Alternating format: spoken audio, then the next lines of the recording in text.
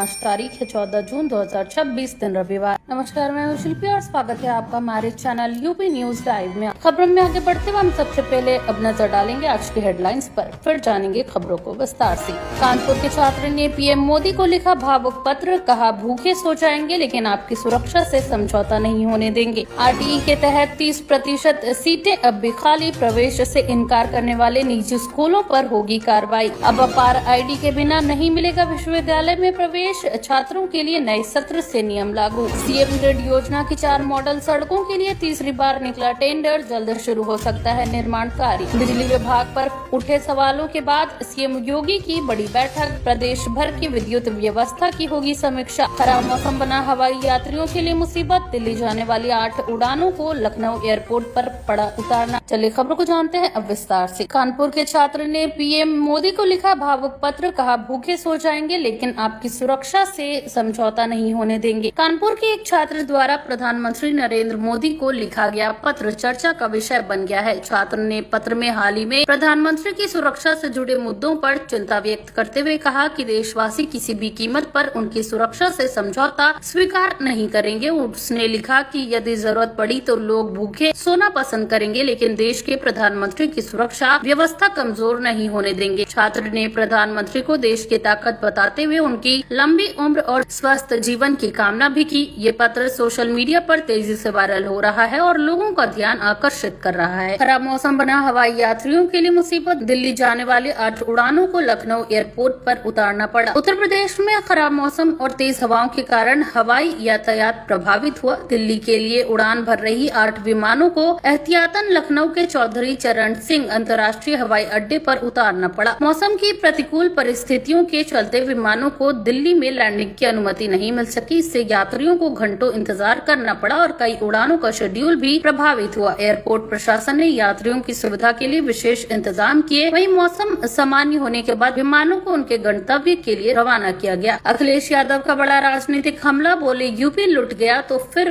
कभी चुनाव नहीं होंगे। समाजवादी पार्टी के राष्ट्रीय अध्यक्ष अखिलेश यादव ने चुनावी व्यवस्था और लोकतंत्र को लेकर भाजपा सरकार पर तीखा हमला बोला है। उन्होंने कहा कि यदि उत्तर प्रदेश को इसी तरह लूटा जाता रहा तो भविष्य में निष्पक्ष चुनाव होना मुश्किल हो जाएगा। अखिलेश ने आरोप लगाया कि लोकतांत्रिक संस्थाओं पर दबाव बनाया जा रहा है और जनता के अधिकारों को कमजोर किया जा रहा है। उन्होंने पश्चिम बंगाल सहित अन्य राज्यों के चुनावों का भी जिक्र करते हुए चुनावी प्रक्रिया पर सवाल उठाए। सपा प्रमुख ने कार्यकर्ताओं से लोकतंत्र की रक्षा के लिए संघर्ष जारी रखने की अपील की है। टैरिफ और वैश्विक युद्ध संकट के बावजूद चमका कानपुर का चमड़ा उद्योग, 7,221 करोड़